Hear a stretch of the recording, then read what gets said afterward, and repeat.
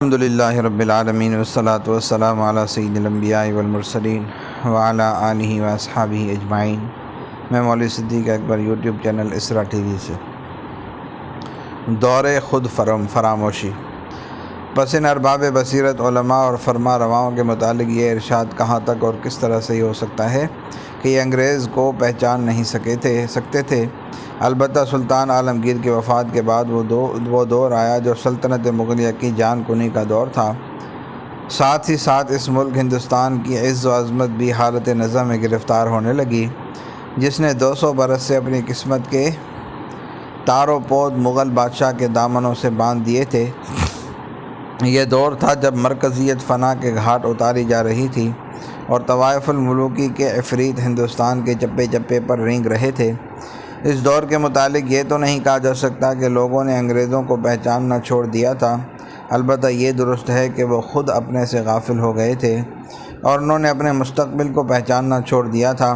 اس کا نتیجہ یہ تھا کہ انگریز کو پہچان لینے کے باوجود وہ نہیں کیا یا نہیں کر سکے جو کرنا چاہیے تھا۔ خود پرستی نے خود غرضی اور ذاتی مفاد کی ہاوسناکی جو قومی عظمت و وقار اور احیاء اجتماعی کے لیے سرطان اور پلیگ سے بھی زیادہ مہلک امراض ہیں اور جن کی بنا پر طوائف الملوکی عروج پاتی ہے، انہی امراض نے ارباب اقتدار کی چشم کو نابینا اور گوشن سخن نیوش کو اصم و مدہوش بنا دیا تھا۔ فَإِنَّهَا لَا تَعْمَى الْأَبْصَارُ وَلَكِنْ تَعْمَى الْقُلُوبُ الَّتِي فِي الصُّدُورِ۔ یہ عجیب فلسفہ ہے کہ انسان جتنا زیادہ اپنے سرتش میں مشغول ہوتا ہے اتنا ہی زیادہ خود فراموش ہو جاتا ہے۔ ذاتی مفادات اور خود پرستی کے شوالے جو دکن، بنگال اور اودھ میں تعمیر کیے گئے تھے، ان کی خصوصیت یہ تھی کہ ان کے پجاری انگریزوں کو پہچاننے، سمجھنے اور بوجھنے کے باوجود اس پر مجبور تھے کہ سنی کو انسنی اور دیدہ کو نادیدہ بنا دیں، کیونکہ وہ اغراض جن کے آب و گل سے یہ شوالے تعمیر ہوئے تھے ان کا تقاضا ہی یہ تھا، ورنہ یہ شوالے مسمار ہو رہے تھے۔ درد ہے جاں کے عوض ہر رگ و پے مساری، چارہ گر ہم نہیں ہونے کے باوجود درما ہوگا۔ گزشتہ واقعات اگر اس لیے یاد دلائے جاتے ہیں کہ مستقبل کے لیے ان سے سبق لیا جائے، تو یاد دلانے والوں کا یہ بھی فرض ہے کہ وہ دودھ کو دودھ اور پانی کو پانی الگ الگ کر کے دکھائیں۔ کوئی ضرورت نہیں کہ یحرفون الکلم عن مواضعہ جیسا فعل کر کے تاریخ کی افادیت میں ہم خلل انداز ہوں۔ جب آئین قدر و قضا بے لاگ ہے، گندم از گندم بروید جو از مکافات عمل غافل مشو، تو مورخ کی قلم حقیقت رقم کو بھی بے لوث اور بے باک ہونا چاہیے۔ کیوں نہیں کہہ دیا جاتا کہ میر جعفر نے وہی سبق دہرایا جو سراج الدولہ کے مکتب سیاست میں پڑھا تھا، اور سراج الدولہ کے اسکول کا کورس وہی تھا جس کو علی وردی خان کی عملی سیاست نے مرتب کیا تھا۔ پھر جب کمپنی کا دور آیا تو کمپنی بہادر کے ارباب حل و عقد نے وہی کیا جو میر جعفر اور سراج الدولہ نے سکھایا تھا۔ وقس علی ھذا، پس ہندوستان میں انگریزی عروج کا سبب انگریز ناشناسی نہیں بلکہ اس کا سبب وہ خود پرستی، خود فراموشی اور خود ناشناسی ہے جو بنیاد تھی طوائف الملوکی کی۔ نشاں برگ گل تک بھی نہ چھوڑ اس باغ میں گلے چیں، تیری قسمت سے رزم آرائیاں ہیں باغبانوں میں۔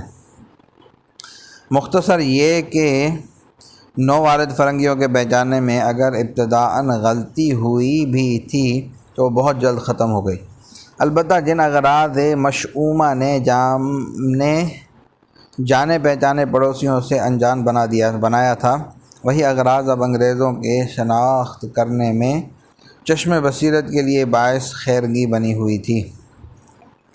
غور فرمائیے، نظام حیدرآباد نے جب 18ویں صدی کے وسط میں مرہٹوں کو پایۂ تخت دہلی کا راستہ بتا کر ان کی حوصلہ افزائی کی تھی، تو کیا وہ اپنے پڑوسی مرہٹوں سے واقف نہیں تھا؟ لیکن جن اغراض کی خاطر نظام نے مرہٹوں کے ہاتھوں مرکز کو کمزور کر کے اپنے پاؤں پر کلہاڑی ماری تھی، وہی اغراض آج ٹیپو سلطان کو دشمن اور انگریزوں اور مرہٹوں کو دوست بنا کر پیش کر رہی تھی۔ ان اغراض کا نتیجہ یہ المناک عذاب تھا کہ بادشاہان ذی جاہ اور نوابان ذی اقتدار اپنی موت کی دستاویز پر خود اپنے ہاتھ سے دستخط کرتے رہے، اور اس اجنبی قوم سے واقفیت حاصل کرنے کے باوجود جتنی بھی گلو خلاصی کی کوشش کرتے تھے تو کہ غلامی کی گرفت سخت اور مضبوط ہو جاتی تھی۔ مرض بڑھتا گیا جوں جوں دوا کی۔ پس انگریز کی اجنبی طاقت سے ایک لمحہ نفرت اور دوسرے لمحے میں اس کی امداد و اعانت اور اس سے تعلق بڑھانے کی ضرورت۔ اگر یہ عملی تضاد نتیجہ تھا طوائف الملوکی کا، تو اس طویل خاموشی کا سبب یہ طوائف الملوکی قرار پائے گی جس نے ایک دوسرے سے اس طرح الجھائے رکھا کہ وہ خود ختم ہو گیا، مگر یہ الجھاؤ ختم نہیں ہوا۔ علماء اکرام کا احساس صحیح اور جہاد پیہم۔ البتہ اسی اغراض پرستی اور طوائف الملوکی کے دور میں تحقیق و تفتیش کی قدرت آفرینی اور تلاش و جستجو کی عجائب نوازی ہمیں ایک جماعت سے روشناس کراتی ہے جس کے جذبات مقدس، مقاصد بلند اور جس کی جد و جہد ہر قسم کے شبہ سے پاک ہے۔ بادشاہوں، شہزادوں، نوابوں اور راجاؤں کے متعلق بجا طور پر جاگیر شاہی کی ذریں تمناؤں کا شبہ کیا جا سکتا ہے، لیکن اس جماعت کا دامن ایسے تمام داغوں سے پاک ہے۔ یہ جماعت نہ اقتدار کی خواہاں، نہ حکومت و سلطنت کی آرزومند، نہ اعزاز و اکرام اور اعلیٰ خطابات کی ہوس اس کے دامنوں سے الجھی ہوئی۔ اس کے سامنے صرف وطن ہے، باشندگان وطن ہیں، وطن عزیز کی حفاظت، اہل وطن کی ہمدردی اور اپنے ملک کی تعمیر و ترقی ہے۔ یہی ان کا نصب العین ہے۔ ہاں، اس کے ساتھ ساتھ وہ اپنے اس دین و مذہب کی حفاظت بھی ضروری سمجھتے ہیں جس نے ان کے پاک نفوس میں یہ پاکیزہ جذبات پیدا کیے۔ یہ علماء ہند کی جماعت ہے، وہ جماعت کہ اگر اس کے فکر سلیم اور جذبہ صادق کا اعتراف نہ کیا جائے، اور اگر تاریخی واقعات کی ترتیب اور ان کے سلسلے میں سے اس جماعت کی سنہری زنجیر کو نکال دیا جائے، تو نہ صرف یہ کہ با اخلاص اور ایثار شیوا جماعت کے حق میں ناانصافی ہوگی، بلکہ حق یہ ہے کہ وطن عزیز کے حق میں خیانت اور ایثار و قربانی کی پوری تاریخ پر ایک بہت بڑا ظلم ہوگا۔ بے شک اس ستم شعار دنیا میں قدموں کی تاریخ پر ایسے ظلم بارہا ہوئے ہیں کہ صفحات تاریخ سے ان کے نام تک کھرچ دیے گئے ہیں، لیکن یہاں ایک بہت بڑی قباحت یہ پیدا ہوتی ہے کہ اگر اس کڑی کو بیچ سے نکال دیا جائے تو اس دور کے بہت سے واقعات معمہ بن جاتے ہیں، یعنی نتیجہ تو ناقابل انکار مگر اس کے اسباب مفقود اور ناپید۔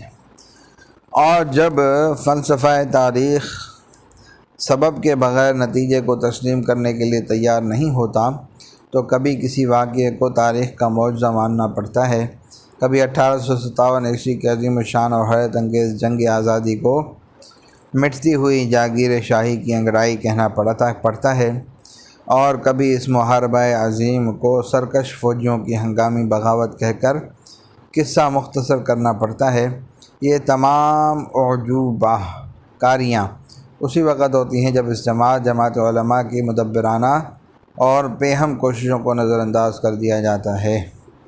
جماعت علماء کی کارگزاری۔ اس جماعت نے 18ویں صدی کے وسط سے رفتار زمانہ کو بھانپ کر جو نظریے مرتب کیے، وطن عزیز کی ترقی اور کامیابی کے لیے جو تدبیریں سوچی اور جس طرح ان پر عمل کیا، اس کی تفصیل اسی سلسلے کی دوسری جلد میں گزر چکی ہے، یہاں اس کے اعادے کی ضرورت نہیں۔ البتہ موقع کی مناسبت سے کچھ اشارے ضروری ہیں جو آئندہ صفحات میں پیش کیے جا رہے ہیں۔ صلی اللہ تعالیٰ علی حبیب سیدنا محمد وعلی آلہ وصحبہ اجمعین برحمتک یا ارحم الراحمین۔